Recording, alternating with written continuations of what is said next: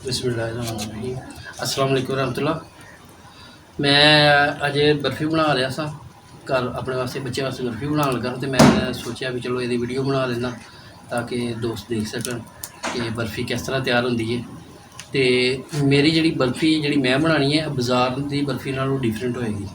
वो इस वास्ते एक तो चीनी वो बहुत ज़्यादा होंगी है, बहुत ज़्यादा उन्होंने चीनी पाई होंगी है। दूसरा उस दे नाल बाज़ दुकानदार वो पाउडर भी मिलावस करते हैं। तो मैं चाहना था भी मैं ओरिजिनल बर्फ़ी बना रहा तो मैं चाहना था भी मैं चलो जे बना रहा अपने वास्ते तो तुहाडे वास्ते वीडियो बना दिया ताकि तुहानूं भी पता लगे भी ओरिजिनल बर्फ़ी किस तरह तैयार होंदी ते अपने घर वास्ते वो किवें बनाई जाती है। अच्छी बर्फ़ी जी अच्छी शॉपों तो मिलती है कि वो अच्छी दुकाना वाले नहीं दे सकते अच्छी बर्फ़ी। वो इस वास्ते नहीं दे सकते भी उन्होंने अफोर्ड ही नहीं करना, वो महंगी पैंदी है कि वो अच्छी चीज़ इस वास्ते उन्होंने कुछ ना कुछ विच मिलावट करनी पैंदी। तो दोस्तों शुरू करने हैं फिर बिस्मिल्लाहिर्रहमानिर्रहीम।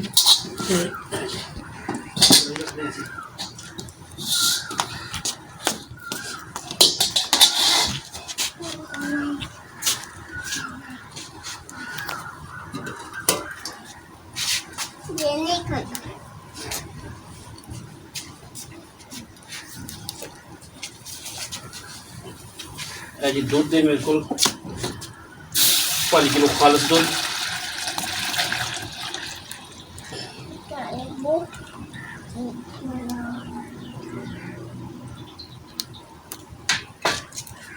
है जी 5 किलो बिल्कुल खालिस दुध। तो ये हूँ असी बनावे बर्फ़ी। बेटे इधर आ जाओ।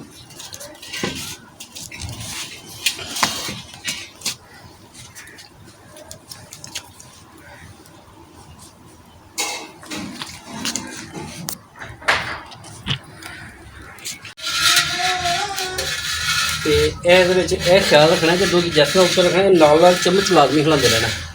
अगर चम्मच नहीं हिलावांगे तो दुध थले लग जाएगा। दुध थले लगेगा तो फिर वो बर्फ़ी के जी ना स्मैल पैदा हो जाती है, स्मैल हो जाती है फिर बर्फ़ी नहीं खाधी जाती।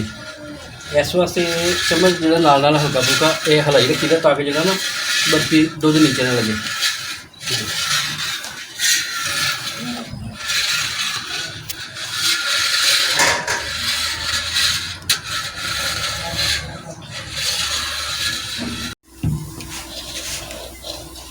दुध साडा पकना शुरू हो गया। तो यह ख्याल रखना है भी दुध जो पकना शुरू हो जाए उदों थले लगने के बहुत ज़्यादा चांस होंगे ने। तो दुध जो थले ना लगे नाल हलाई रखना ताकि जो ना गाढ़ा हो जाए अच्छी तरह खोया बन जाएगा।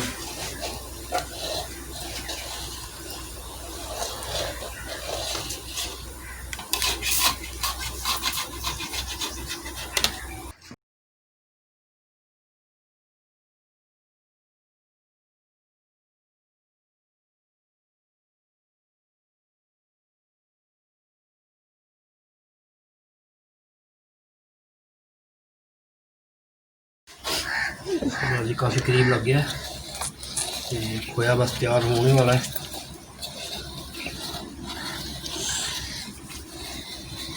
बस यही कोशिश करनी कि थले ना लगे।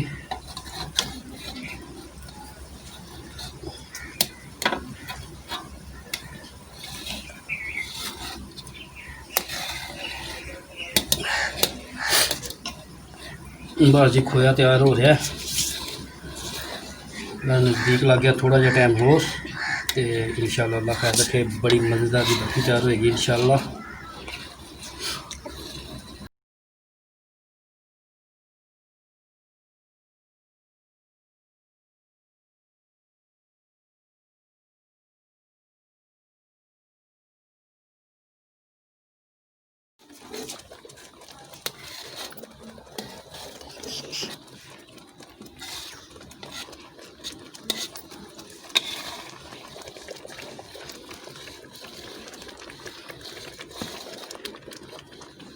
साडा खोया तैयार हो गया। बस अजे थोड़ा जहा नरम है तो थोड़ा ठीक कर लीजिए होर मिली थोड़ा जहा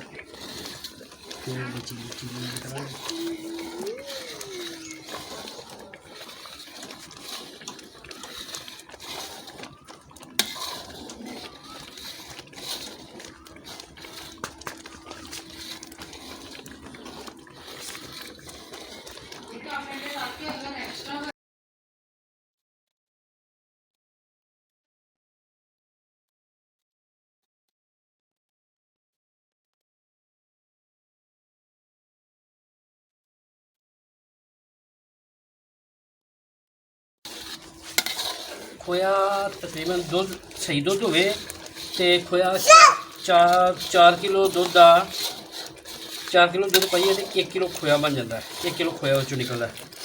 तो असी 5 किलो दुध पाया सी, खालस दुध 5 किलो, तो यह तकरीबन खोया साढ़ा 1.25 किलो खोया होना। तो जोड़े बाज़ार वाले होंगे ने, बाज़ार वाले तकरीबन जितना खोया होवे उस तो तकरीबन हाफ जोड़े ना वो चीनी वो पाते हैं, चीनी ऐड करते हैं। तो उस तो अलावा बाद पाउडर वगैरह भी ऐड करते हैं। तो असी कोई ऐसी गलत चीज़ ऐड नहीं करनी ये, क्योंकि असी बिल्कुल खालस बर्फ़ी बना रहे हैं, बिल्कुल A1 बर्फ़ी बना रहे हैं। तो हुण असी ये चीनी पाने हैं। तो चीनी तकरीबन 1.25 किलो खोया है, तो ये तकरीबन जो ना 1 पाव चीनी, 1 पाव चीनी जी है ना वो असी पा देने, ताकि जो ना बहुत ज़्यादा जहर मिठा भी ना बन जाए, ताकि जोड़ा भी खाए उन्हें पसंद आए।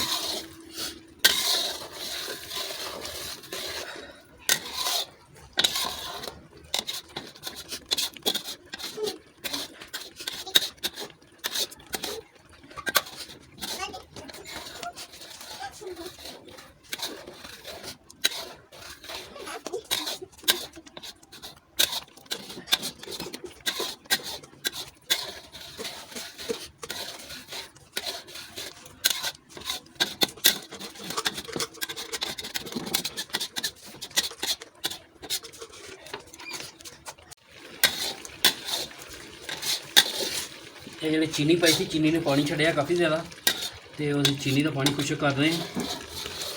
पहले चीनी का पानी अच्छी तरह खुश्क हो जाए, फिर अगले बर्तन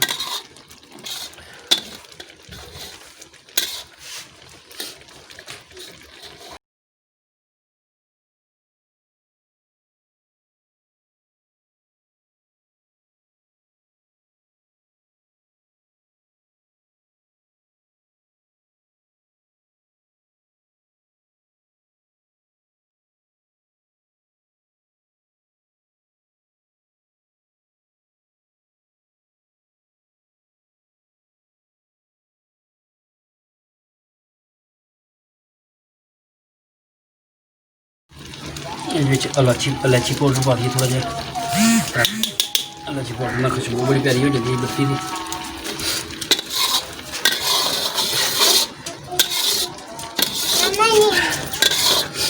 इलायची पाउडर पाने नाल बर्फ़ी की खुशबू बड़ी प्यारी हो जाती है, बड़ा प्यारी जी ना हमक जी बड़ी प्यारी जी स्मैल बन जाती, बहुत ही प्यारी जी।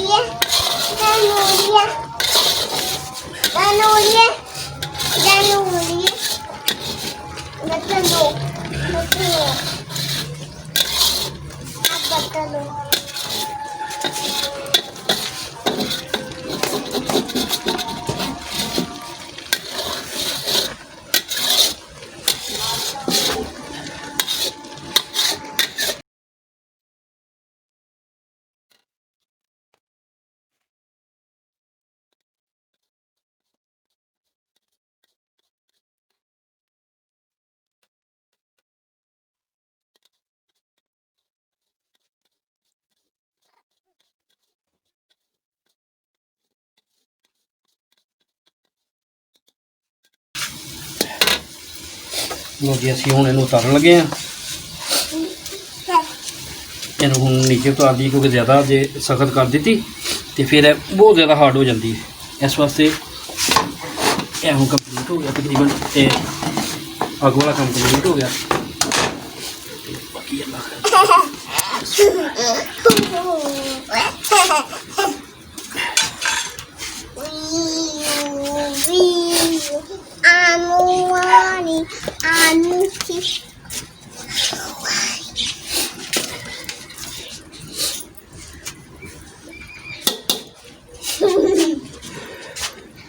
बर्फी का यह होंगे भी ये असल ये बर्फी घोटने वास्ते लकड़ी का दूसरा होंगे मसद, उस चम्मच में कहते हैं मसद होंगे, वो बर्फी घोटी दी है। तो घोटनी इस वास्ते लाजमी होंगी है भी ये फिर जो दाना जो बर्फी का दाना मर जाता है। इस तरह बर्फी उतार के फिर बर्फी घोटी ताकि बर्फी का जो दाना बर्फी के दाना खत्म हो जाए बर्फी।